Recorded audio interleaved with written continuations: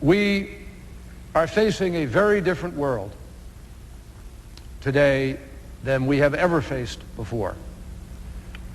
September 11th changed a lot, but other things have changed. Globalization, technology, a smaller planet, the difficulties of radical fundamentalism, the cross currents of religion and politics. We are living in an age where the dangers are different and they require a different response, different thinking, different approaches than we have applied in the past. It is most importantly, I think, Mr. President, a time when international institutions must rise to the occasion and seek new authority and a new measure of respect.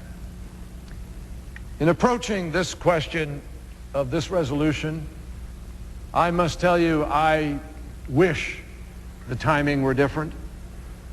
I wish for the sake of the country we weren't here now at this moment, and I think there are legitimate questions about that timing, but none of the underlying realities of the threat, none of the underlying realities of the choices we face are altered, because they are in fact the same as they were in 1991 when we discovered those weapons when the teams went in, and in 1998 when the teams were kicked out.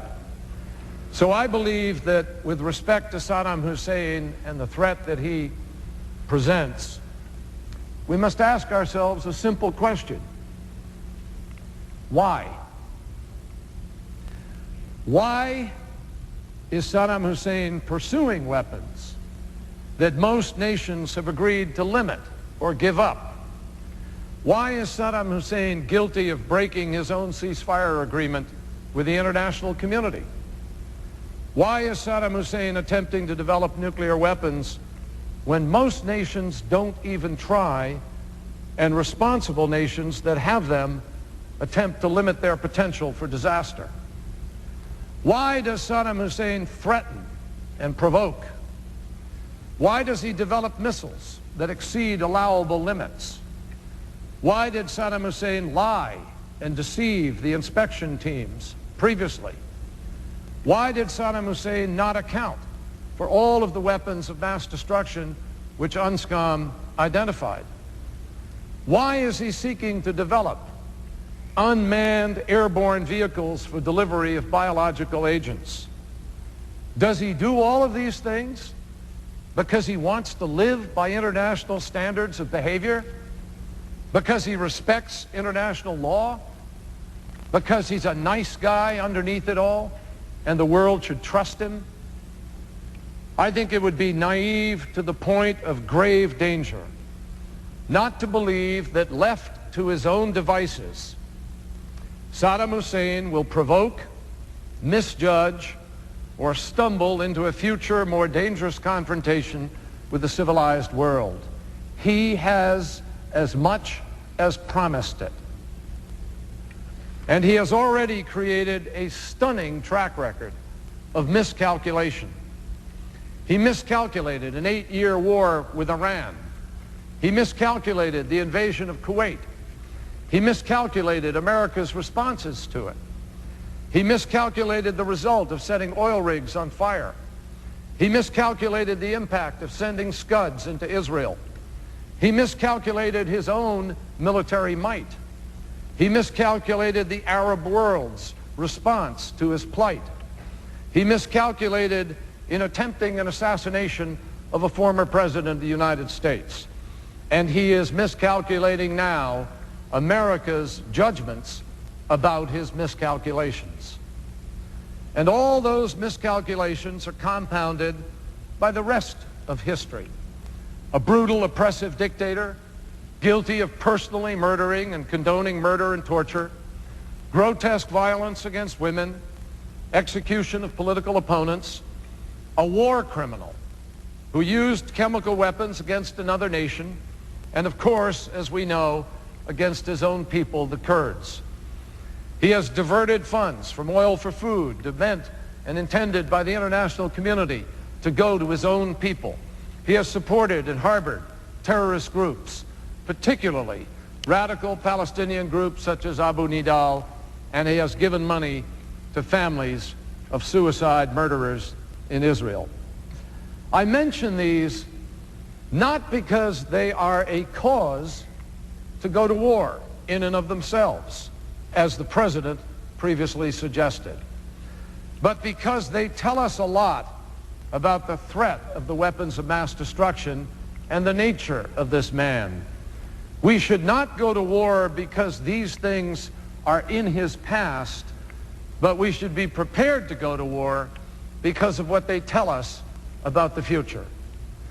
It is the total of all of these acts that provided the foundation for the world's determination in 1991, at the end of the Gulf War, that Saddam Hussein must, quote, unconditionally accept the destruction, removal, or rendering harmless under international supervision of his chemical and biological weapons and ballistic missile delivery systems, and, quote, unconditionally agree not to acquire or develop nuclear weapons or nuclear weapon usable material.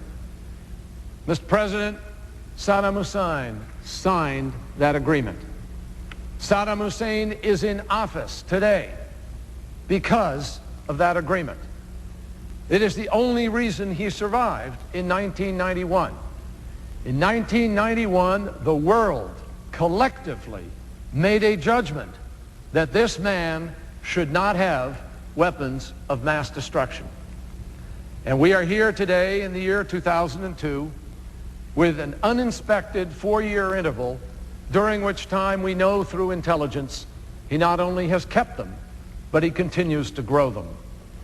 I believe the record of Saddam Hussein's ruthless, reckless breach of international values and standards of behavior, which is at the core of the ceasefire agreement, with no reach, no stretch, is cause enough for the world community to hold him accountable by use of force if necessary. The threat of Saddam Hussein with weapons of mass destruction is real, but as I said, it's not new. It's been with us since the end of that war. And particularly in the last 4 years, we know after Operation Desert Fox failed to force him to reaccept them, that he has continued to build those weapons. He has had a free hand for 4 years to reconstitute these weapons, allowing the world during the interval to lose the focus that we had on weapons of mass destruction and the issue of proliferation. The United States Senate worked to urge action in early 1998. I joined with Senator McCain, Senator Hagel, and other senators in a resolution urging the President to, quote, take all necessary and appropriate actions to respond to the threat posed by Iraq's refusal to end its weapons of mass destruction programs. That was 1998, that we thought we needed to have a more serious response. Later in the year, Congress enacted legislation declaring Iraq immaterial and pose a real and grave threat to our security and that of our allies in the Persian Gulf region. His record bears this out, and I have talked about that record. Iraq never fully accounted for the major gaps and inconsistencies in declarations provided to the inspectors of the pre-Gulf War weapons of mass destruction program, nor did the Iraq regime provide credible proof that it had completely destroyed its weapons, stockpiles, and production infrastructure.